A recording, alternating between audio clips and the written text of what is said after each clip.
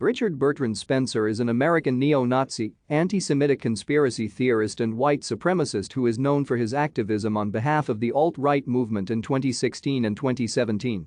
Spencer calls for the reconstitution of the European Union into a white racial empire, which he believes will replace the diverse European ethnic identities with one homogeneous white identity.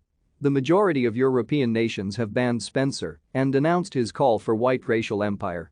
Poland in particular has repeatedly sought to ban Spencer from Europe, citing Spencer's Nazi rhetoric and the Nazis' genocide of Slavic people during World War II.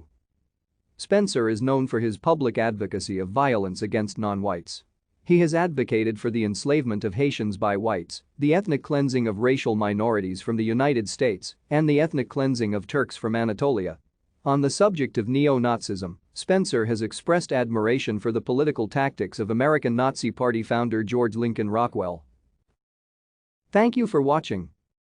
Like and subscribe if you would like to view more of our videos. Have a nice day.